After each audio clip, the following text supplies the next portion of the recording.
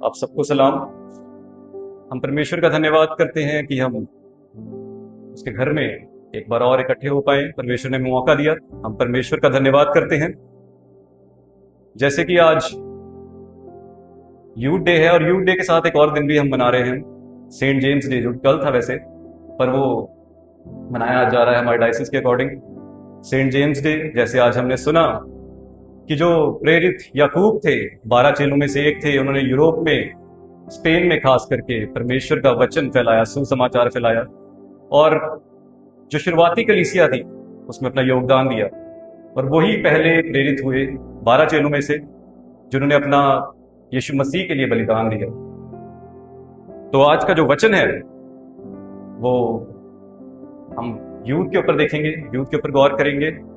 वचन स्टार्ट करने से पहले मैं कहना चाहूंगा कि जितने भी आज तक हिस्टोरिकल फिगर्स हुए हैं, आज तक धरती पर जितने भी लोग आए हैं, चाहे वो, अगर हम देखें, जो जूलियस सीजर था, हम सबने उसका नाम सुना होगा, वो राजा था, रोम का राजा था।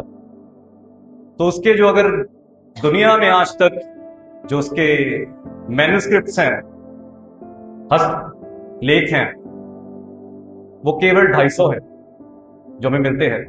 और हम विश्वास करते हैं, पूरी दुनिया विश्वास करती है, हम स्कूल में पढ़ते हैं, जो प्लेटो है उसके करीब 200 मिलते हैं हमें हस्तलेख, मैन्युस्क्रिप्ट्स। जो सिकंदर महान था, अलेक्जेंडर द ग्रेट, उसके 500 से लेके 600 तक हमें हस्तलेख मिलते हैं। पर ये जितने भी हिस्टोरिकल फिगर्स हुए, हम इनके ऊपर विश्वास करते हैं, पूरी दुनिया इनके ऊपर विश्वास करती है इन हिस्टोरिकल एविडेंस के अकॉर्डिंग। पर जो यीशु मसीह थे, उनके जो हस्त लेख मिले हैं, मैन्युस्क्रिप्ट्स मिले हैं, वो 24,000 से भी ज्यादा मिले हैं, और पूरी बाइबल के मिला के 35,000 से भी ज्यादा मिले हैं। तो हम क्यों ना विश्वास करें। तो आज का जो वचन है वो यूथ के लिए तो है ही है, फोकस यूथ पे रहेगा, और जितने लोग यहां मौजूद हैं उन सबके लिए भी है। जो यूथ होता है वो हमारे एक जिंदगी का समय होता है,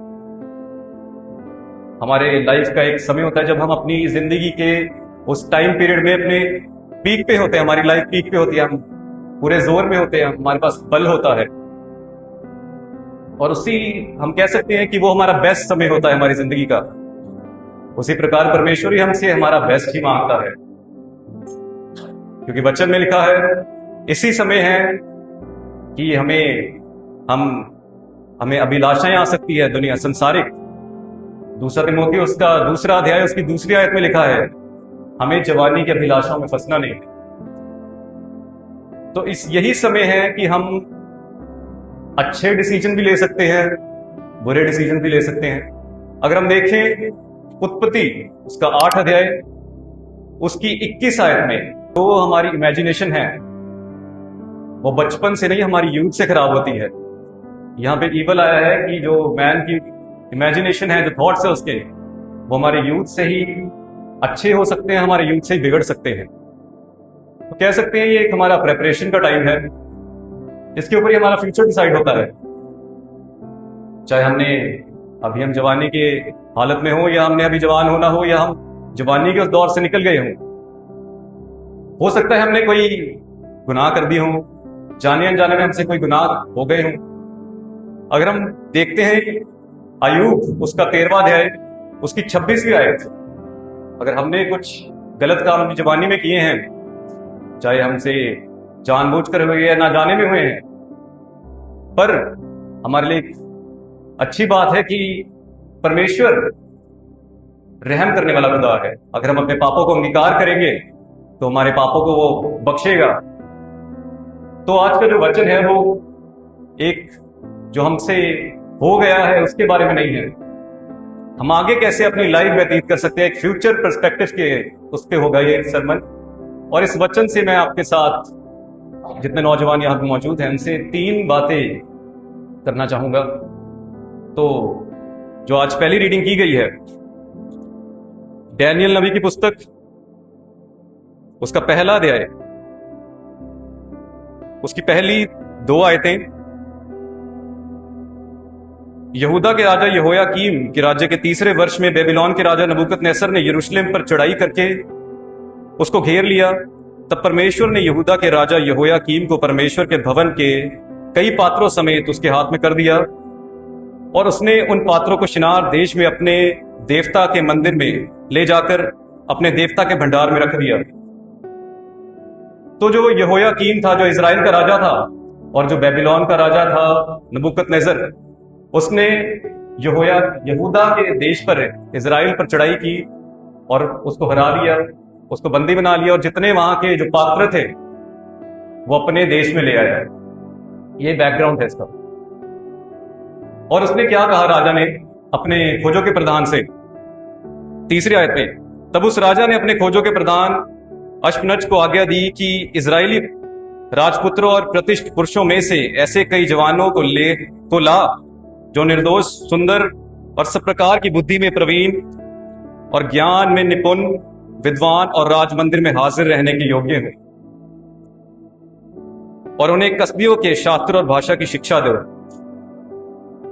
राजा ने कहा, जो वहां से वो नौजवान लाए थे, लोग लाए थे, जितने पात्र लाए थे, तो राजा ने कहा वहां से मेरे लिए कई नौजवान को चुनो, मेरे लिए कोई यूथ को चुनो जो हमेशा राज मंदिर में हाजिर रहे। राज मंदिर में हाजिर रहने का मतलब क्या है? कि राजा को एडवाइस करे, देश चलाने में मदद करे। जो यूसुफ था, हम यूसुफ को देखते हैं, उसकी लाइफ को देखते हैं। परमेश्वर ने उसको, वो जवान था यूसुफ, और परमेश्वर ने उसको मिस्र का प्रधानमंत्री बनाया था। जो नॉमिनल हेड होता है एक देश का, राष्ट्रपति, उसके पास पावर नहीं होती, वो पोस्ट में बड़ा होता है बस। पर जो रियल हेड होता है, जो प्रधानमंत्री होता है, उसके पास पावर होती है। और परमेश्वर ने जो एक नौजवान था उसको पूरे देश का प्रधानमंत्री बनाया। तो ये जब नबूकदनेस्सर उनको ले आया वहां से, डैनियल को, हनन्याह, मिशाएल और अजरिया को, जो ये नौजवान थे, उसने उनको चूज किया कि राज मंदिर में हाजिर रहें। तो उसने उनके साथ क्या किया? उसने कहा कि इनके नाम चेंज कर दो, इनके नाम चेंज कर दो, और जो इनको यहां के शास्त्र की और भाषा की शिक्षा दो। कहने का मतलब, राजा ने उन नौजवानों की, जो इजरायली पुरुष थे, उनका अपने इजरायली परमेश्वर, जो हमारा परमेश्वर है, उससे उनके नाता खत्म करने का कोशिश की, आइडेंटिटी खत्म करने की कोशिश की। उन्होंने उनका जो नाम था, चाहे उन सबके नाम, जो डैनियल का मतलब है परमेश्वर मेरा न्यायी है, जो हनन्याह का मतलब है नाम का परमेश्वर दयावान है, मिशाएल का मतलब है परमेश्वर के तुल्य कौन है, और अजरिया का नाम का मतलब है परमेश्वर मेरी मदद है। तो इन्होंने इनके नाम जो कर दिए, चेंज करके बेलशस्सर रख दिया, शद्रक, मेशक और अबेदनगो रख दिया। और इन सब के नामों के मतलब मिस्री, जो बेबीलोन के जो उस टाइम के देवता थे, उनसे मेल खाते थे, उनके लिए थे, उनकी प्रशंसा के नाम थे। उन्होंने उसकी आइडेंटिटी तो चेंज करने की कोशिश की, पर वो उनका कैरेक्टर नहीं चेंज कर पाया। आज भी डैनियल को कोई बेलशस्सर के नाम से नहीं जानता। डैनियल की किताब का नाम भी डैनियल के ऊपर ही है। तो जब हम परमेश्वर को, उसके वचनों को अपने दिल में, परमेश्वर को अपने दिल में ग्रहण करेंगे, चाहे कोई हमारी आइडेंटिटी भी चेंज करने की कोशिश करे, पर कोई हमारा कैरेक्टर नहीं चेंज कर सकता। हमारे अंदर कैरेक्टरिस्टिक्स यीशु मसीह के दिखते हैं और दिखने चाहिए। तो क्या हुआ? पर राजा ने उनको अपने खाने का और दाख मधु दिया, जो भोजन था, जो राजा खाता था। जो उस टाइम के राजा और जो उसके कर्मचारी थे, ये जितने भी नीचे के लोग थे, उन सबके खाने में बहुत डिफरेंस था। जो राजा था वो खाता था बिल्कुल टॉप क्लास का खाना, और जो जितने उसके कर्मचारी नीचे थे वो उससे कम लेवल का खाते थे। पर राजा ने इन नौजवानों को कहा कि तुम मेरे, जो मैं खाता हूं, तुम वो खाओ। पर जो वो खाना था वो उनके अपने देवताओं के आगे भी चढ़ाया जाता था। तो अगर हम देखें, जो डैनियल था और उसके साथ जो हनन्याह थे, हनन्याह अजरिया और मिशाइल थे, इन चारों को ये बंदी होकर आए हुए हैं अपने देश से। इनका देश कोई और है और ये दूसरे देश में बंदी होकर आए हुए हैं। इनकी एक्सपेक्टेशन कह सकते हैं खत्म हो सकती है। अगर हम अपने आप को वहां पे रखें, देखें, हमारी एक्सपेक्टेशन खत्म हो सकती है। परमेश्वर ने, राजा ने उनके आगे उनको टेम्पटेशंस दी कि जो मैं खाता हूं वो तुम खाओ, सबसे बेहतरीन खाना मैं तुम्हें देता हूं। पर उन्होंने क्या किया है? अगर वो खाना रिजेक्ट करते तो खाने को रिजेक्ट करने का मतलब है वो परमेश्वर, राजा को रिजेक्ट कर रहे हैं। आज के समय भी हमारे साथ ऐसे होता है। शैतान या संसारिक अभिलाषाएं हमारे ऊपर आ जाती हैं। कह सकते हैं हम ना नहीं कर सकते उन चीजों को। पर हमें डैनियल और उसके साथियों के बारे में देखना है कि उन्होंने उस समय कॉम्प्रोमाइज नहीं किया परमेश्वर के साथ। उन्होंने वो खाने को मना कर दिया खाने से, उन्होंने कॉम्प्रोमाइज नहीं किया। हमारे भी लाइफ में दो रास्ते आएंगे, सकरा और चौड़ा मार्ग। अगर हम सकरे मार्ग में जाएंगे तो वहां पे हो सकता है बहुत से परेशानियां आए, नामधराई हो, खिलाफत हो। पर वचन में लिखा है, दूसरा प्रकाशित वाक्य उसका दूसरा अध्याय उसकी 10वीं आयत में, प्राण देने तक विश्वासी रहे तो तुझे जीवन का मुकुट मिलेगा। और अगर हम चौड़े मार्ग में जाते हैं, हम संसार के साथ तो जा सकते हैं, पर उसका भी हमें प्रकाशित वाक्य उसके तीसरे अध्याय में उसका आंसर मिलता है, तू ना तो ठंडा है, तू ना गर्म है, तू गुनगुना है, इसलिए मैं तुझे उगल दूंगा। तो कहने का मतलब जो पहली बात है, जैसे डैनियल और उसके साथी अपने परमेश्वर के साथ फेथफुल रहे, हमें भी अपने परमेश्वर के साथ फेथफुल रहना है।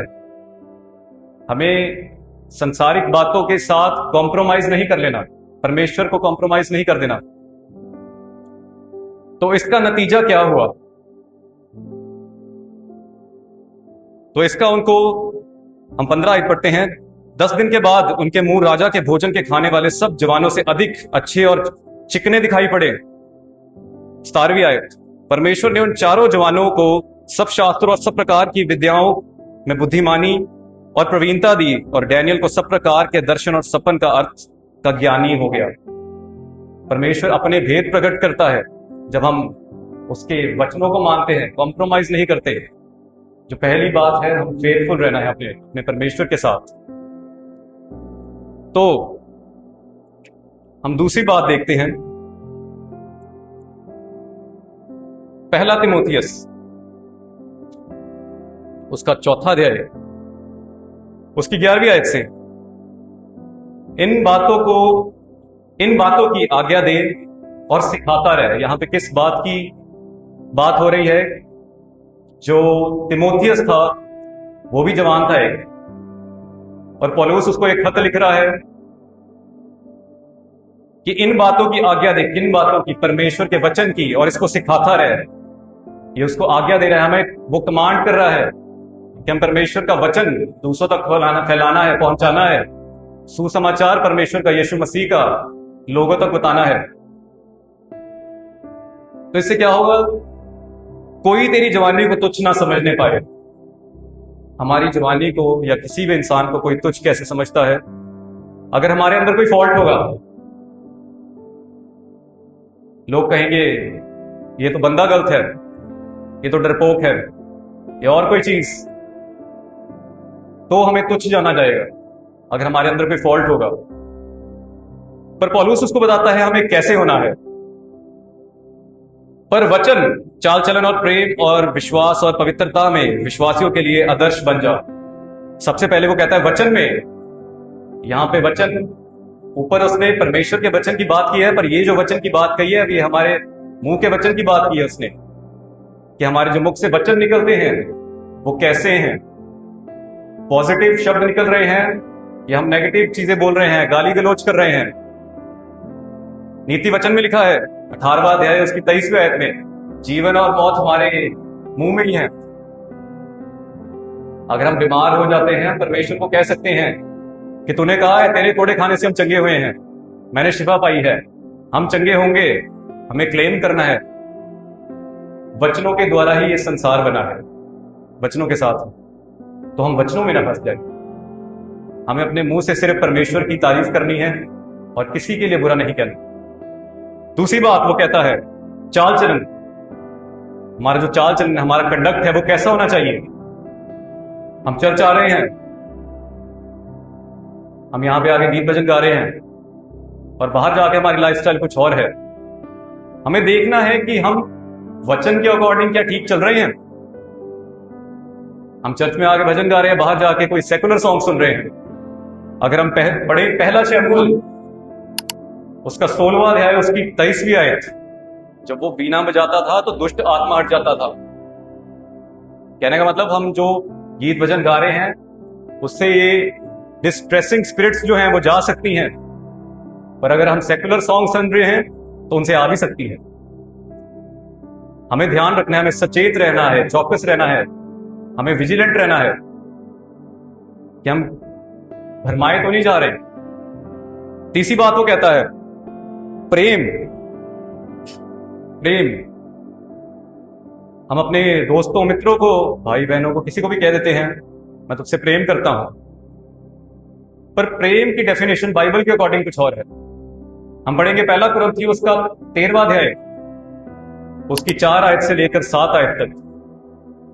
तो ये है प्रेम के बारे में, इतनी चीजें बता दी प्रेम के बारे में।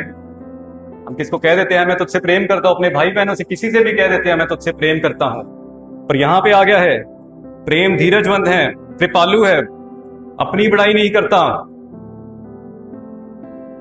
अनरीति नहीं चाहता, फूलता नहीं, झुंझलाता नहीं। ये सब चीजें और भी बहुत चीजें हैं प्रेम के बारे में लिखी गई हैं।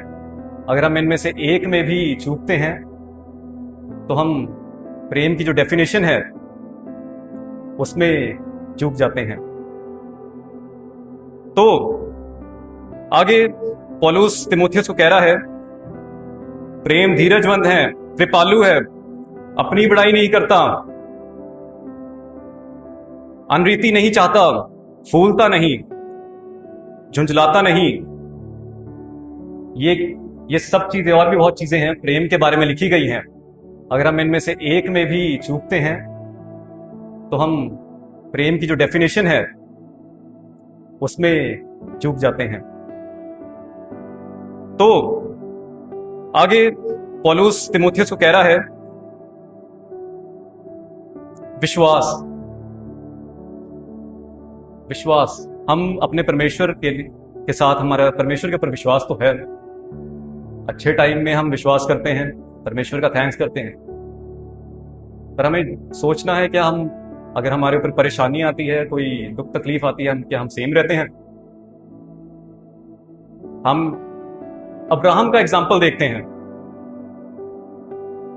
उत्पत्ति 22वां अध्याय उसकी 5वीं आयत।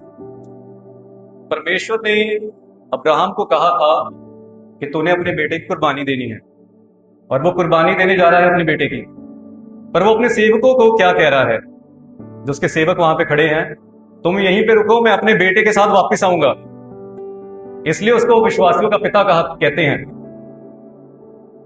वो अपने, हमें जांचना है कि हमारा विश्वास कैसा है।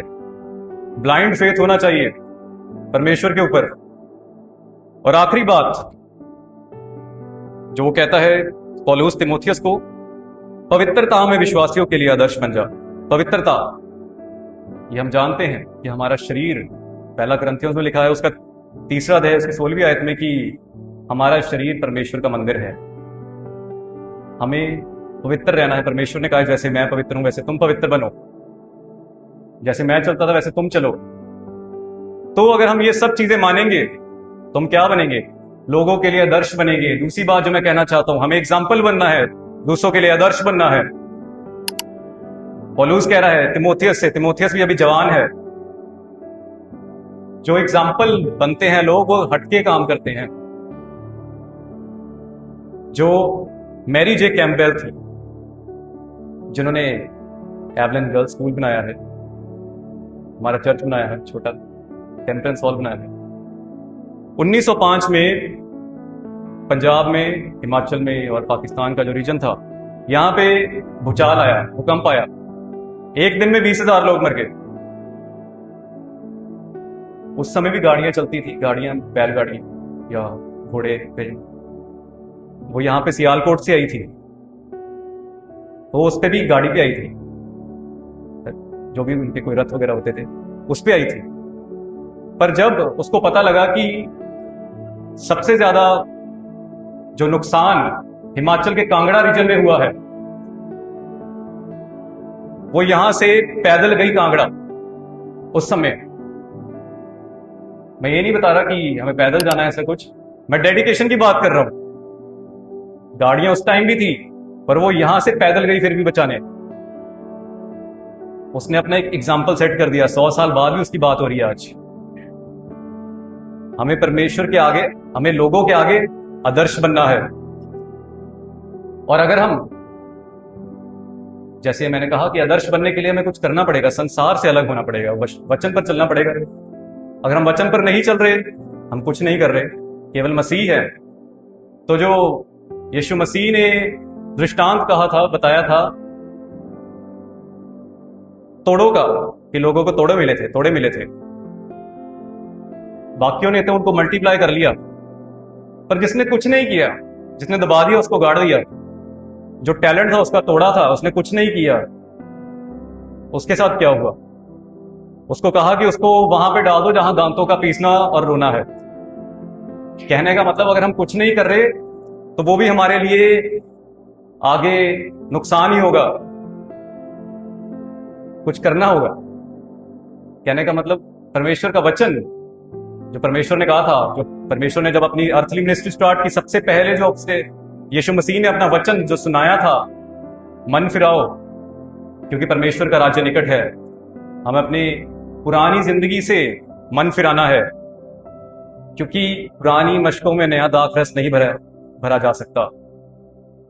तो ये हम दूसरी बात सीखते हैं कि हमें आदर्श बनना है, लोगों के लिए आदर्श बनना है, परमेश्वर के वचन के अकॉर्डिंग चलना है। तो इससे क्या होगा? 16वीं आयत में, अपनी और अपने उपदेश की चौकसी रख, इन बातों पर स्थिर रह, क्योंकि यदि ऐसा करता रहेगा तो तू अपने और अपने सुनने वालों के लिए भी उद्धार का कारण होगा। खुद के लिए तो हम होंगे और दूसरों के लिए भी उद्धार का कारण होंगे। तो हमें आदर्श बनना है। तो जो आखिरी बात है जो हम देखते हैं, मत्ती रचित सुसमाचार, उसका 19वां अध्याय, उसकी 16वीं आयत से 22वीं आयत तक, इसके अंदर एक धनी युवक के बारे में बताया गया है। धनी युवक, वो परमेश्वर के पास आया, यीशु मसीह के पास आया, और उसने कहा कि मैं अनंत जीवन के लिए क्या करूं? परमेश्वर ने कहा, आज्ञा को मान। उसने कहा, मैं आज्ञा को मानता हूं। उसने पहले कहा, कौन सी आज्ञाएं? परमेश्वर ने कहा, यीशु मसीह ने, हत्या ना करना, व्यभिचार ना करना, चोरी ना करना, झूठी गवाही ना देना, अपने पिता और अपनी माता का आदर करना, और अपने पड़ोसी से अपने समान प्रेम रखना। वो आज्ञाएं मान रहा था। हो सकता है अच्छे काम भी करता होगा, अपने माता पिता का आदर करना अच्छा काम है, और भी ये जो सब आज्ञाएं लिखी हैं। पर परमेश्वर ने उसको कहा कि तेरे में अभी भी एक चीज की कमी है। अगर हम देखते हैं, ये जो आज्ञाएं हैं, जो ये परमेश्वर ने उससे बात की, ये 10 हुक्म में भी हमें मिलती है। हत्या ना करना, ये भी 10 हुक्म में मिलती है। व्यभिचार ना करना, ये भी मिलती है। चोरी ना करना, ये भी। झूठी गवाही ना देना, अपने पिता और अपने माता का आदर करना, और अपने पड़ोसी से अपने समान प्रेम रखना। हमें ये 10 हुक्म में मिलते हैं, ये आज्ञाएं। पर ये 10 हुक्म में हमें जो आखिरी 6 आयतें, 6 कमांडमेंट्स हैं, ये वो है जो आखिरी 6 हैं। और अगर हम 10 हुक्म को जानते हैं, जो उसके आखिरी के 6 आज्ञाएं हैं, वो हमारी लोगों के प्रति है, पर जो पहली 4 है वो परमेश्वर के प्रति है। तो वो अपनी आज्ञाओं को मान रहा है, लोगों के प्रति तो आज्ञा मान रहा है, पर यहां पे उसकी परमेश्वर के प्रति यहां पे आज्ञाओं का जिक्र नहीं हुआ, वो उनको नहीं मान रहा। और उसमें लिखा है, मुझे छोड़ किसी और मूर्ति पूजा नहीं करनी, किसी और की सूरत नहीं खोदनी, और जिसकी यहां पे बात हो रही है धनी युवक की, उसके लिए जो उसका धन था एक तरह का आइडल वर्शिप हो गया था। और इससे हमें यह भी पता लगता है कि जो चौथा हुक्म है तो सब्बत के दिन को पवित्र मानना, वो सब्बत के दिन को भी पवित्र नहीं मानता होगा। ये दो आज्ञाओं में फेल हो रहा है कि आइडल वर्शिप कर रहा है, तो पहली आज्ञा में भी ऑटोमेटिकली वो रह गया। तो परमेश्वर ने कहा तो ये तेरे में कमी है, तेरे में कुछ कमी है। वो परमेश्वर को तो कह रहा है कि मैं आज्ञाओं मानता हूं, इसका मतलब है कि वो अपनी नजरों में तो धर्मी है, जिसको हम सेल्फ राइचियस कह सकते हैं। अगर कोई मसीह है जो परमेश्वर का बहुत ज्ञानवान कह सकते हैं, कोई भी हो सकता है, जो मसीह कोई भी हो सकता है। एक तो राइचियस, अनराइचियस और सेल्फ राइचियस, तीन चीजें हैं। राइचियस तो जो परमेश्वर की बातें मानते हैं, परमेश्वर के हुक्मों को मानते हैं। अनराइचियस जो परमेश्वर के हुक्मों को मानते ही नहीं है। और जो सेल्फ राइचियस हैं वो अपने आप को खुद धर्मी मान लेते हैं। इसीलिए परमेश्वर मत्ती की अंजील उसके 7वें अध्याय में उसकी 22वीं आयत में कहता है कि उस दिन बहुत से होंगे जो मुझसे कहेंगे हमने तेरे नाम से दुष्ट आत्माएं निकाली, बहुत से आश्चर्य कर्म किए, परंतु मैं उनको कह दूंगा कि मैं तुम्हें नहीं जानता। वो यही सेल्फ राइचियस पीपल ही होंगे। तो जिन चीजों के ऊपर उसका घमंड था, परमेश्वर ने कहा उसको उनको छोड़ दे। अगर तू अनंत जीवन चाहता है, अपनी सारा धन दौलत छोड़ के मेरे पीछे हो ले। इससे हमें यह पता चलता है कि वो अपनी जो एक आउटर ड्यूटीज थी वो तो निभा रहा था, लोगों के प्रति वो कर रहा था, पर जो परमेश्वर के प्रति इनर ड्यूटीज थी वो नहीं निभा रहा था। वचन में लिखा है, प्रकाशित वाक्य उसका 3रा अध्याय उसकी 20वीं आयत में, देख मैं तेरे दिल के द्वार पर खड़ा खटखटाता हूं। हमें परमेश्वर को अपने दिल में आने देना है, परमेश्वर को अपने दिल से ग्रहण करना है। तीसरी बात जो मैं कहना चाहता हूं, हमें परमेश्वर को अपने दिल से ग्रहण करना है। अच्छे काम तो सारे ही करते हैं, अच्छे काम सारे करते हैं। अगर हम भी अच्छे काम कर रहे हैं, बाकी सब अच्छे काम कर रहे हैं, तो फर्क क्या हुआ? हमारे में मसीह की कैरेक्टरिस्टिक्स दिखनी चाहिए।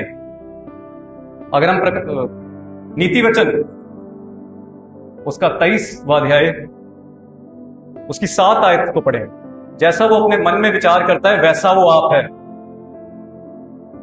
ये नहीं कहा कि वो जैसे काम करता है वैसा वो है। इंग्लिश में कहें पढ़ें तो what a man think it so is he. जो हम सोचते हैं हम वैसे होते हैं। हम काम करने से अच्छे नहीं हो सकते। हमें परमेश्वर को अपने दिल में ग्रहण करना है। वो आज्ञाएं तो मान रहा था, ये धनी युवक आज्ञाएं तो मान रहा था, पर वो फिर भी पूरी तरीके से, पूरी रीति से उनको नहीं मान रहा था। हमें पूरे दिल से परमेश्वर को ग्रहण करना है। और अगर हम परमेश्वर को अपने पूरे दिल से ग्रहण नहीं करेंगे तो उसका नतीजा क्या होगा? जो ये धनी युवक था, हम पढ़ते हैं 22वीं आयत में, परंतु वे जवान ये बात सुनकर उदास होकर चला गया, क्योंकि वे बहुत धनी था। निराशा है हमारे हाथ में। फिर अगर हम परमेश्वर को अपने दिल में ग्रहण नहीं करते, अगर मनुष्य पूरा जगत जीत ले और अपने प्राण की हानि उठाए तो क्या फायदा है? परमेश्वर ही है जो हमें सेटिस्फैक्शन और पीस दे सकता है, शांति दे सकता है। याकूब की पत्री में लिखा है, उसका 4था अध्याय उसकी 4 आयत में, कि संसार से मित्रता करना परमेश्वर से बैर रखना है। हम सब इस बात को मानते हैं, संसार से मित्रता करना परमेश्वर से बैर रखना है। जो संसार का मित्र होना चाहता है वो अपने आप को परमेश्वर का बैरी बनाता है। ये बहुत भयानक बात है। अगर हम संसार के अभिलाषाओं में, टेम्पटेशन में, संसार में फंस चुके, हम परमेश्वर के बैरी बन गए हैं। और बैरी बनना परमेश्वर के सामने बहुत भयानक बात है। जो सिकंदर महान था, अलेक्जेंडर द ग्रेट, वो जवान था, उसने अपनी जवानी की हालत में ही आधी से ज्यादा दुनिया जीत ली। पर वो अपनी जवानी की हालत में ही मर गया, बीमार हो गया, उसको पता था मैं मरने वाला हूं। तो उसने अपने कर्मचारियों से कहा, जब मैं मरूंगा तो जो मेरा कफन, जो मेरी बॉडी होगी, वो मेरे राज्य के बेस्ट डॉक्टर उठाएंगे। पहली बात उसने कही। दूसरी बात कही, जितनी धन संपत्ति मैंने इकट्ठी की है वो मेरे रास्ते में फैला देना। और तीसरी बात उसने कही कि मेरे हाथों को मेरे उस कफन बॉक्स से बाहर निकाल के लेके जाना कि लोग मेरे हाथ देख पाए। आप सबने सुना होगा ये बात।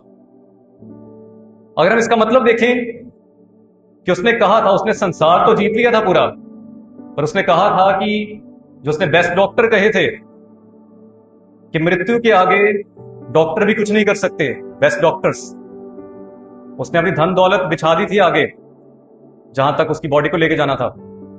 उसने कहा था, जो मैंने जीता है, इकट्ठा किया है, वो यहीं पे छोड़ के जा रहा हूं। और लास्ट में उसने कहा था कि मेरे हाथ लोग देखेंगे कि मैं खाली हाथ आया था और खाली हाथ ही जा रहा हूं। तो आज हमारे पास समय है कि हमें, परमेश्वर दयावान है, हमसे जितने भी पाप अगर हो गए हैं, ये जैसा भी हमारा जीवन चल रहा है हम जानते हैं, अगर हमें सही करने की जरूरत है, हमें परमेश्वर के साथ उसको सही कर लेना चाहिए। परमेश्वर दयावान है, हम परमेश्वर हमारे ऊपर दया करेगा। परमेश्वर जिंदगी बख्शने वाला है, क्योंकि सबोपदेशक में लिखा है, उसका 11वां अध्याय उसकी 9वीं आयत में, कि हे जवान, अपनी जवानी के समय में मनमानी कर, जो करना है कर, पर एक बात याद रखना, तुझे इसका हिसाब देना पड़ेगा। तो हमें अपने आप को जांचना है, इंट्रोस्पेक्ट करना है कि हम परमेश्वर के सामने कैसे हैं, कि हम वचन के अकॉर्डिंग ठीक हैं। आखिर में एक बात कह के खत्म करूंगा कि 19वीं सेंचुरी में, 19वीं सदी में, जब मिशनरीज यहां पे भारत में आए थे, तो जो असम था, असम में उन्होंने अपना परमेश्वर का, यीशु मसीह का सुसमाचार फैलाया। तो वहां पे एक व्यक्ति था, उसका नाम था नोकसेंग। उसने अपने परिवार समेत परमेश्वर के वचनों को ग्रहण किया, माना।